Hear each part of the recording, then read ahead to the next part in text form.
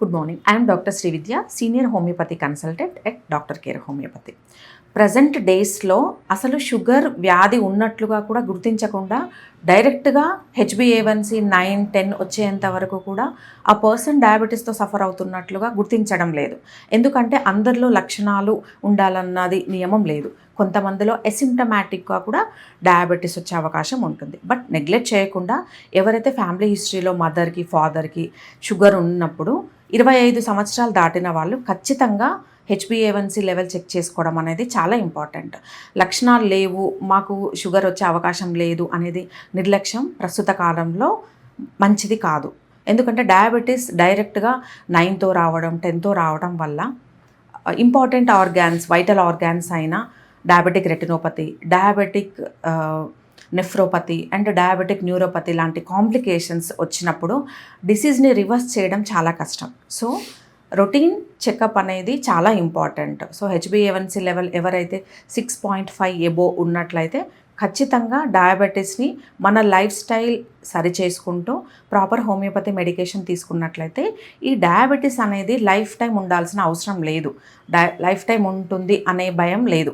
ఎందుకంటే first of all diabetes sugar వ్యాధి అనేది ఒక డిసీజ్ కాదు, అదొక డిజార్డర్. మన శరీరంలో ఉండే ఇన్సులిన్ అనేది టెంపరీగా రెసిస్టెంట్కి లోన్ అవ్వడం వల్ల వచ్చే హార్మోన్ ఇంబ్యాలెన్స్. ఇన్సులిన్ అనేది తాత్కాలికంగా దాని యొక్క పనితీరును కోల్పోవడం వల్ల షుగర్ లెవెల్ అనేది ఇంక్రీజ్ అవ్వడం జరుగుతుంది. సో దాని ద్వారా టెంపరీగా దాన్ని స్ట్రెస్ ఇండ్యూస్డ్ డయాబెటీస్ అంటారు. సో ఎవరైతే చిన్న ఏజ్లో డయాబెటీస్ కంట్రోల్ తప్పితే వాళ్ళను మనం దాన్ని రివర్స్ చేయడం అనేది చాలా తేలిక.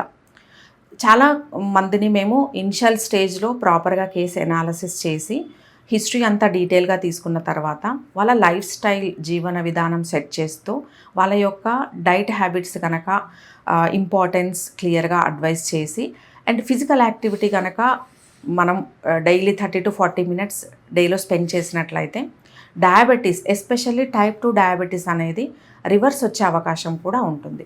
ఎవరైతే కంట్రోల్ తప్పి చాలా లేట్గా రికగ్నైజ్ చేస్తారో వాళ్ళకు ఖచ్చితంగా మెడికేషన్ అవసరం పడుతుంది. అండ్ మోడర్న్ మెడికేషన్ విధానానికి హోమియోపతికి చాలా తేడా ఉంటుందండి. ఒకసారి ఎవరైతే డయాబెటీస్ రికగ్నైజ్ చేసి మెడికేషన్ స్టార్ట్ చేస్తారో వాళ్ళు లైఫ్ టైం మెడికేషన్ తీసుకోవాల్సిన అవసరం ఉంటుంది. అండ్ ఫస్ట్ థింగ్ ఎవరైతే డయాబెటీస్ ట్రీట్మెంట్ స్టార్ట్ చేస్తారో దాని కాంప్లికేషన్స్ ఖచ్చితంగా 5 or 6 years తర్వాత ఒబేసిటీకి వెళ్ళడం. ఈ వైద్య విధానం ఎవరైతే డయాబెటీస్ని ఎర్లీ స్టేజ్లో గుర్తించి ట్రీట్మెంట్ తీసుకుంటారో వీళ్ళలో కాంప్లికేషన్స్ రాకుండా మనం డయాబెటీస్ని మళ్ళీ రివర్స్ చేసే అవకాశం ఉంటుంది. సో చాలామంది హోమియోపతి తీసుకోవడం ద్వారా మెటబాలిక్ డిజార్డర్స్ అయిన డయాబెటీస్ ఎలా క్యూర్ అవుతుంది అనేది అడుగుతుంటారు. సో చాలా ఇంపార్టెంట్ విషయం అండి ఇది.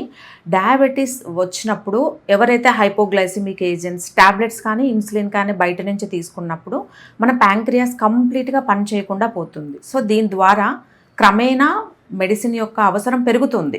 ఈ సంవత్సరం 2 tabletsతో రిపోర్ట్ నార్మల్ వచ్చినప్పుడు కొన్ని సంవత్సరాల తర్వాత డోసేజ్ పెంచడం, ఇన్సులిన్ తీసుకునే వాళ్ళలో యూనిట్స్ పెంచడం జరుగుతుంది.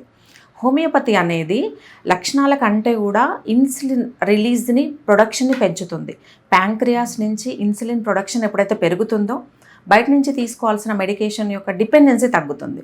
సో దాని ద్వారా హోమియోపతి లాంటి సింపుల్ న్యాచురల్ మెడికేషన్ విధానం ద్వారా బయట నుంచి తీసుకోవాల్సిన సప్లిమెంట్స్, ఇన్సులిన్ రీప్లేస్మెంట్ తీసుకునే మెడికేషన్స్ కానీ ఇన్సులిన్ డైరెక్ట్గా ఇంజెక్షన్ ఫామ్లో తీసుకునే వాళ్లకు హోమియోపతి అనేది బెస్ట్ సొల్యూషన్గా చెప్పొచ్చు.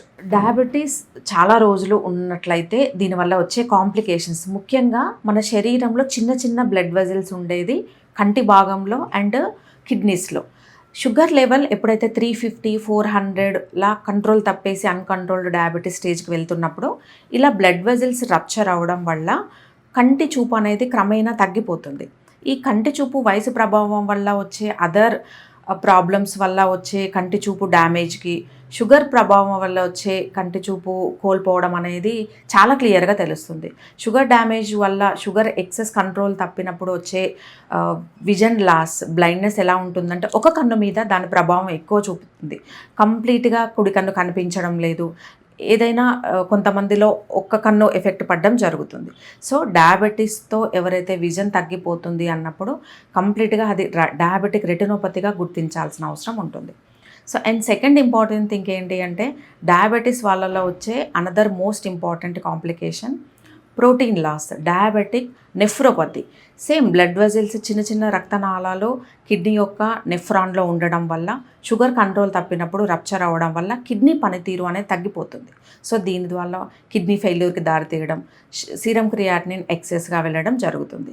సో ఇటువంటి కాంప్లికేషన్స్ హోమియోపతి ద్వారా రాకుండా కంప్లీట్గా అరికట్టే అవకాశం ఉంటుంది. అయితే దీర్ఘకాలికంగా డయాబెటీస్తో సఫర్ అవుతున్నారు, ఎన్ని మందులు తీసుకుంటున్నప్పటికీ వాళ్ళ షుగర్ లెవెల్స్ కంట్రోల్లో లేకుండా and day by day HbA1c increase అవ్వడం, క్రమేణా ఇన్సులిన్కి దారితీయడం, ఇటువంటి సమస్యలన్నిటికీ హోమియోపతి ద్వారా కంప్లీట్గా శాశ్వతంగా క్లోజ్ చేసే అవకాశం ఉంటుంది.